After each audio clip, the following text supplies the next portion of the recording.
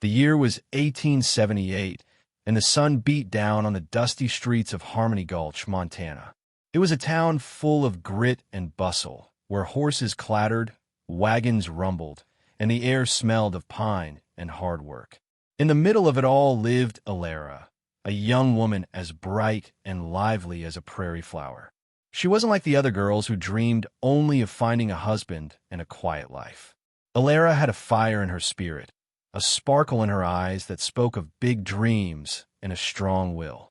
She moved through the crowded marketplace with a spring in her step, her long braids swinging. Folks knew Alara. They knew she wasn't afraid to speak her mind, even when it wasn't popular. If a horse needed calming, Alara was there. If someone needed a hand, she offered it without a second thought. She loved the wide-open spaces of Montana, the tall mountains, and the endless sky. She felt a deep connection to the wildness around her, a wildness that mirrored her own independent heart. Many men had tried to win Alara's attention, but she always politely, yet firmly, turned them away. She believed a woman should choose her own path, not be led down one simply because it was expected. This made some people nervous, especially the powerful men who liked things to be orderly and predictable. Alara, however, wasn't one to be easily tamed. She carried herself with a quiet strength, a defiance that simmered beneath her gentle smile. She worked hard, helping her widowed mother with her small dry goods store, always finding a moment to read a book or sketch the rugged landscape. Her spirit was as untamed as the Montana winds, and everyone in Harmony Gulch knew it. Alara's independent spirit, while admired by some, was seen as a challenge by others, especially by a man named Silas. Silas was not just any man in Harmony Gulch. He owned the largest ranch, the general store, and half the saloon. His word was law, and his glare could make even the toughest cowboy flinch. He was a man accustomed to getting what he wanted, and lately, what he wanted was Alara. One warm afternoon, the usual chatter of the town square hushed. Silas rode in on his black stallion, a grand horse with a silver bridle.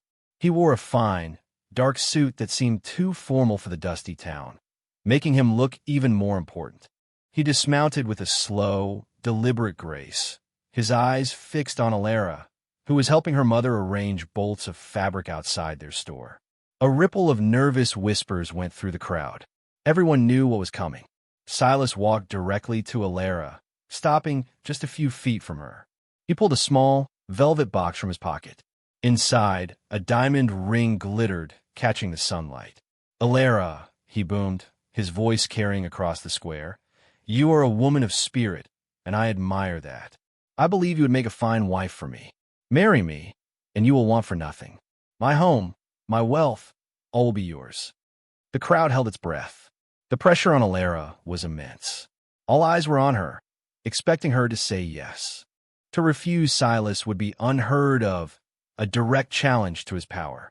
Her mother wrung her hands, a silent plea in her eyes for Alara to accept. Alara felt the weight of every gaze, every expectation.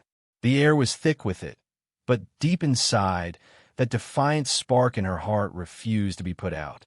She looked at Silas, at the ring, then back at the expectant faces around her. The silence in Harmony Gulch was so thick, you could almost taste it.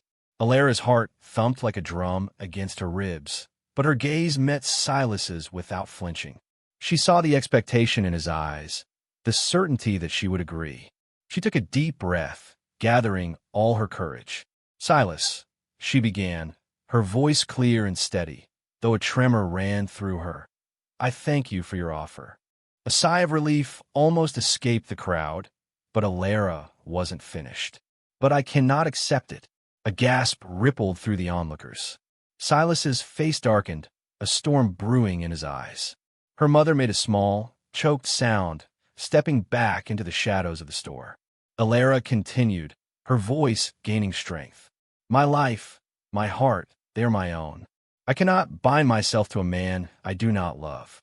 I cannot promise to honor a man I do not respect." She looked around at the faces in the crowd, some shocked, some fearful, some even showing a flicker of admiration. Marriage is more than land and gold. It is about a true partnership, a shared journey. I do not see that with you, Silas. Her words hung in the air, bold and defiant. She knew the danger of her refusal, the insult she had just delivered to the most powerful man in town. But Alara couldn't bring herself to live a lie, to trade her freedom and her spirit for a life of gilded cages. She would rather face whatever came next than betray herself. Silas stood frozen for a moment, the velvet box still open in his hand, the glittering ring now seeming cold and worthless. The air crackled with unspoken fury. Silas's face, usually calm and calculating, twisted into a mask of pure rage. The insult, delivered so plainly in front of the entire town, was more than he could bear. His hand, still holding the ring, clenched into a fist. "You dare defy me, girl," he hissed, his voice low but sharp enough to cut through the stunned silence. "You dare shame me?" Before Alara could respond, two of Silas's ranch hands, burly men who always did his bidding, stepped forward.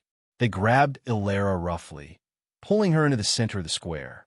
A collective gasp rose from the crowd, quickly stifled by fear. Alara struggled, but their grip was like iron. Her mother cried out, trying to push through the onlookers, but was held back by a stern-faced neighbor. Silas himself snatched a heavy leather whip from one of his men. The air grew cold, despite the warm sun. He raised the whip high, its thick end whistling. The first strike landed with a sickening crack against Alara's back. A sharp cry escaped her lips, not of pain, but of shock and disbelief. The sting was instant, burning through her thin dress. Again and again, the whip fell. Each blow tore at her skin, a searing line of fire. Alara gritted her teeth, refusing to give Silas the satisfaction of her screams. Tears welled in her eyes, not just from the pain, but from the deep shame and injustice.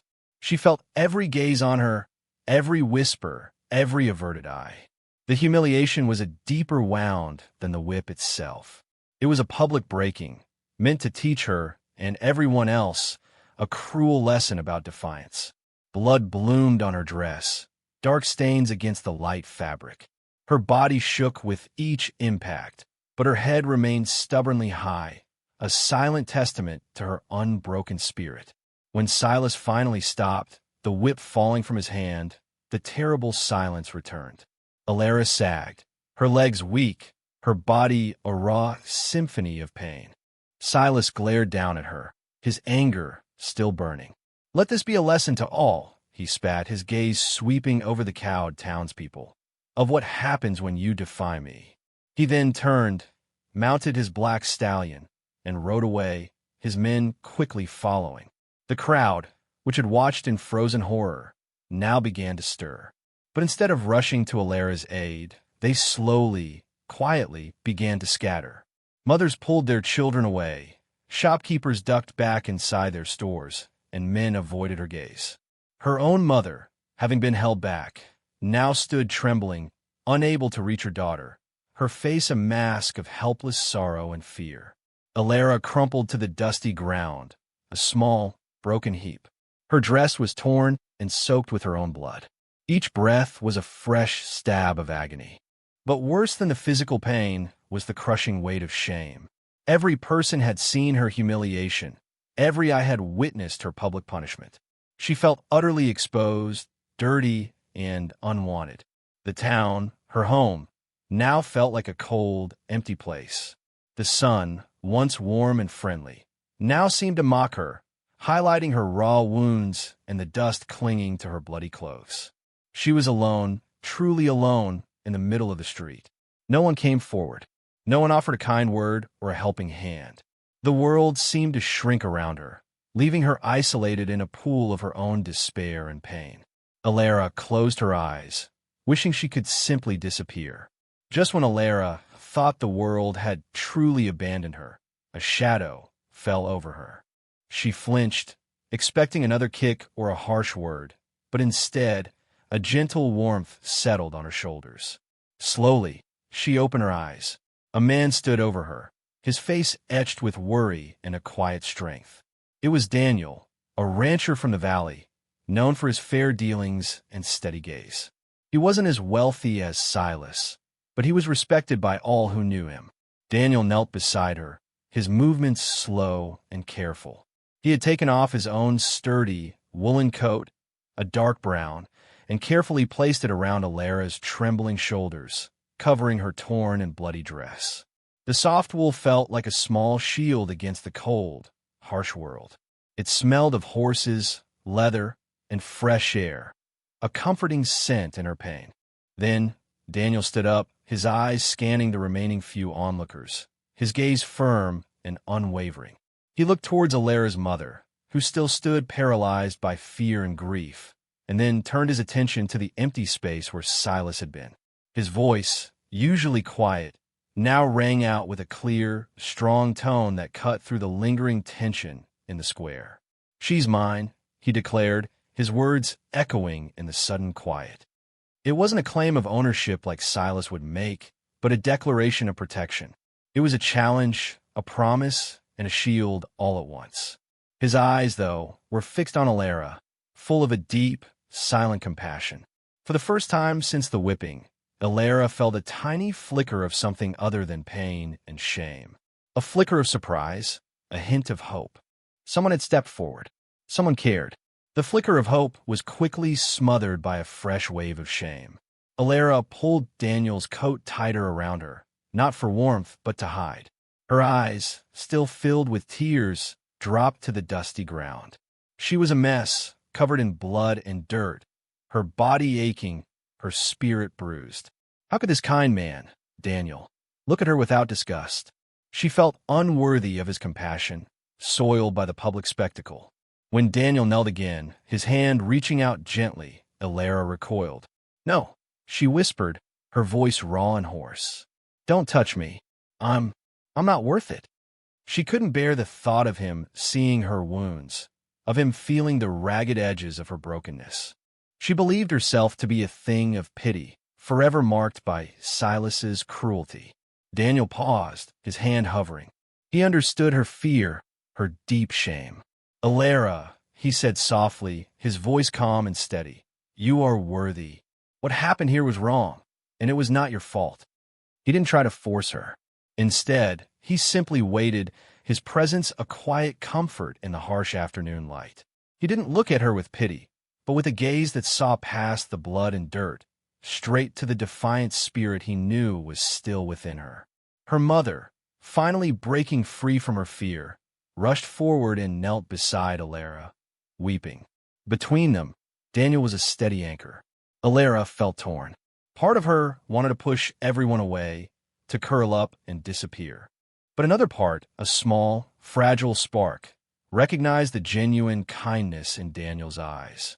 It was a struggle between the crushing weight of her shame and the unexpected lifeline that had been thrown to her. She wanted to believe him, but how could she, after what the town had just witnessed? With her mother's tearful urging and Daniel's patient, steady presence, Alara finally allowed herself to be helped. Daniel gently lifted her, carrying her as if she were as light as a feather, and placed her carefully into his wagon. Her mother climbed in beside her, holding Alara's hand tightly. The ride to Daniel's ranch was quiet, filled only with the creak of the wagon and the distant sounds of the prairie. When they arrived, Daniel led them into his small, tidy cabin. He had a simple home, but it was warm and clean. He fetched clean cloths and warm water, then a jar of soothing salve made from herbs. He worked with a quiet purpose, his hands surprisingly gentle as he cleaned and dressed Alara's wounds. He didn't wince at the sight of her raw back, nor did he ask questions. He simply cared for her, his movements calm and respectful. "You'll stay here," Daniel said, his voice soft as he finished bandaging her. "For as long as you need. There's a spare room, and it's quiet. No one will bother you here." His words were a balm to Alara's bruised spirit. It wasn't just a place to rest her body. It was a promise of safety, a refuge from the cruel eyes of the town. He made sure she had food and water, then left her to rest, closing the door softly behind him. Alara's mother stayed with her, stroking her hair. The cabin was a world away from the dusty, shameful square. Here, there was only kindness, quiet care, and a dignity that Alara hadn't known she could still find. Daniel's ranch wasn't just a place. It was a sanctuary offered without judgment or expectation. Days turned into weeks at Daniel's ranch, and with each passing sunrise, Alara felt a slow, gentle mending begin. Daniel continued to care for her wounds, changing the bandages with quiet competence. He never once looked at her with judgment, only with a deep, steady kindness that slowly started to chip away at her shame. He treated her not as a broken victim, but as a person worthy of respect. He would often leave her a warm meal, a fresh glass of water, or a book he thought she might enjoy. Sometimes he'd sit on the porch outside her room, simply strumming a quiet tune on his old guitar, the music a soft lullaby to her healing heart. He never pressed her to talk about what happened, letting her choose when and if she wanted to speak. This unspoken understanding was a gift. Slowly, Alara began to venture out of her room. She'd sit on the porch, watching Daniel work with his horses or tend to his small garden. He always greeted her with a warm, genuine smile.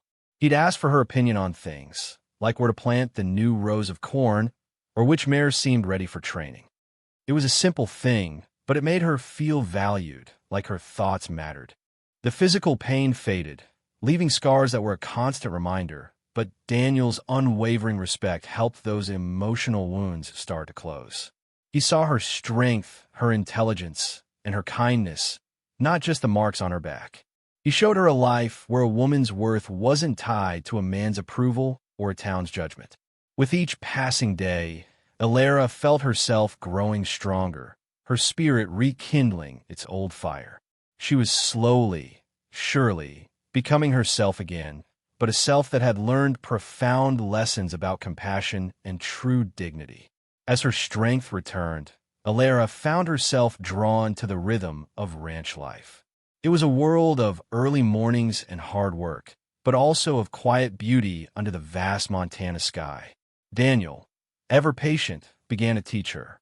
He showed her how to saddle a horse, how to speak to the animals with a calm voice, and how to mend a fence. Alara, with her quick mind and strong hands, learned fast. She discovered a deep joy in riding across the open fields, the wind in her hair, the powerful horse beneath her.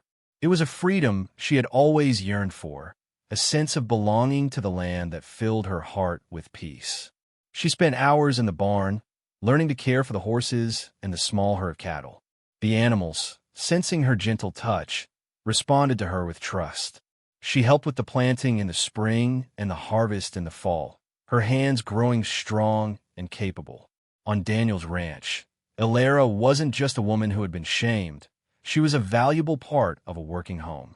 Daniel always asked for her thoughts, respected her ideas, and praised her efforts. He never made her feel less than, never reminded her of the past. Here, she was free to be herself, to learn, to grow, and to find new purpose.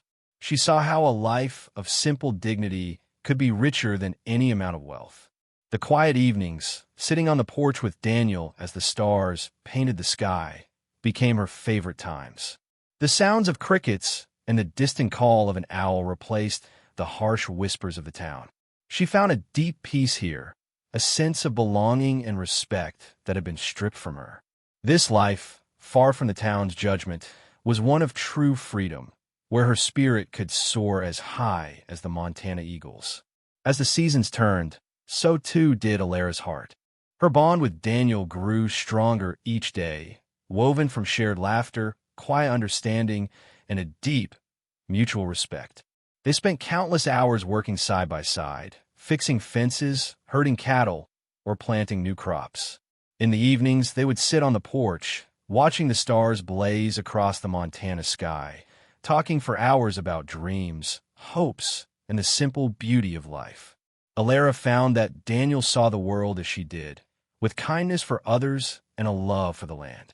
He valued honesty and hard work, and he believed everyone deserved respect, no matter their past. He never tried to change her, but instead celebrated her spirited nature, encouraging her to be fully herself. She saw the gentle strength in him, the quiet goodness that had saved her when no one else would. One crisp autumn evening, as they sat by the crackling fire, Daniel took her hand. His touch was warm and steady. "Alara," he began, his voice soft, "my ranch feels like home because you are here. My life feels full because you are in it." He looked into her eyes, and Alara saw not just affection, but a deep, abiding love. Alara's heart swelled with a feeling she hadn't dared to dream of again. It was a love that grew from shared hardships, from patient understanding, and from true companionship. She knew, without a shadow of doubt, that this man, Daniel, was her equal. He was the partner she had always yearned for, a man who saw her strength, not her scars.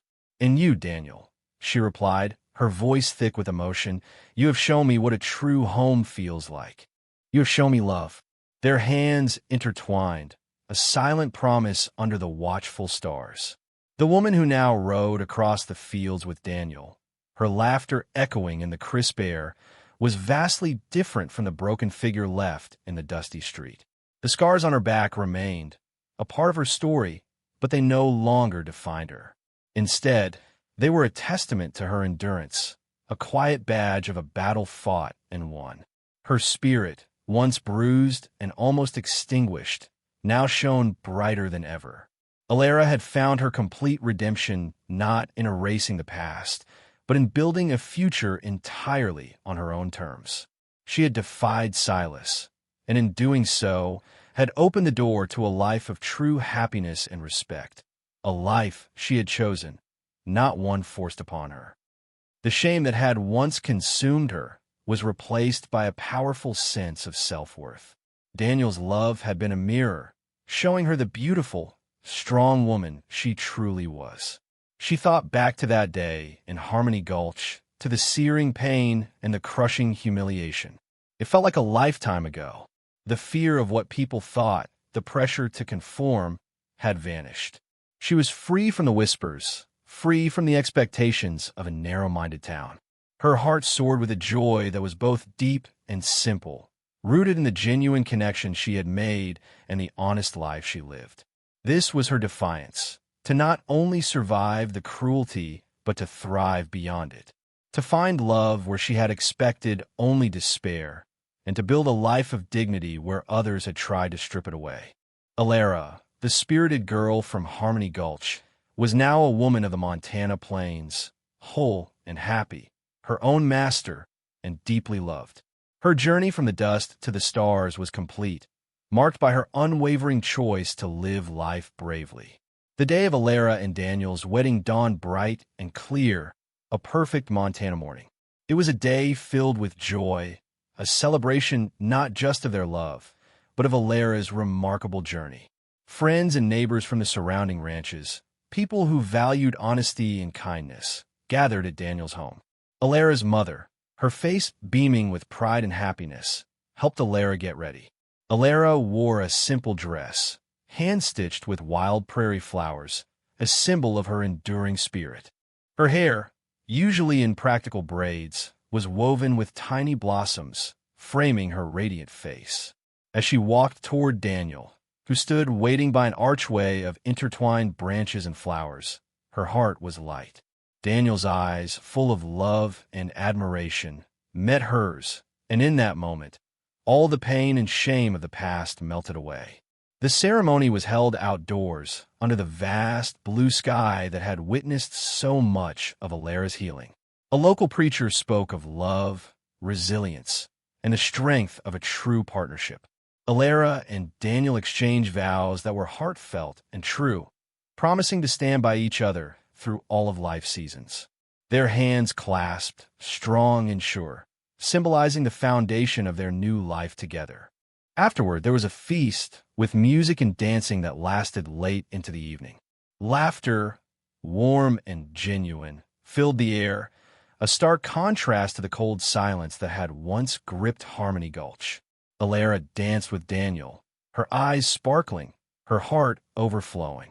This wedding was more than just a union. It was a triumphant declaration of love over cruelty, of hope over despair. It was a testament to the power of defiance and the beauty of compassion, a joyful celebration of a life bravely reclaimed. Far from the joyful sounds of the wedding celebration, hidden by the rise of a distant hill, a lone figure sat astride a black stallion. It was Silas. He had heard the news, the whispers traveling through Harmony Gulch that his Alara, was marrying Daniel. He couldn't believe it, yet he couldn't stay away. He had ridden out, drawn by a bitter curiosity, to see for himself. Through the branches of a sparse pine, he watched. He saw Alara, radiant in her simple dress, dancing in Daniel's arms. He saw the genuine smiles, the warm embraces, the easy laughter that flowed between them and their guests. The scene was alive with a happiness he could never command, a joy he could never buy. Silas's face was a mask of dark fury and a chilling sense of defeat. He saw the scars on Alara's back, visible only to him in his mind's eye, and then he saw her head held high, her eyes shining with pure contentment. The public humiliation he had inflicted, meant to break her, had only made her stronger, leading her to a love he could never offer. His power, which he thought could bend anyone to his will, meant nothing against the true love and respect Alara had found. He was powerless. The woman he had tried to claim, then tried to destroy, was not only unbroken, but triumphant. She had chosen her own path, and that path led far from him, to a life richer and more fulfilling than any he could have given her. As the sun began to dip below the horizon, painting the sky in fiery hues, Silas turned his horse. He rode away, leaving the happy celebration behind, a defeated man forced to witness the glorious victory of a woman he thought he had conquered. Alara's spirit, like the wild Montana land, had proved too strong to be tamed.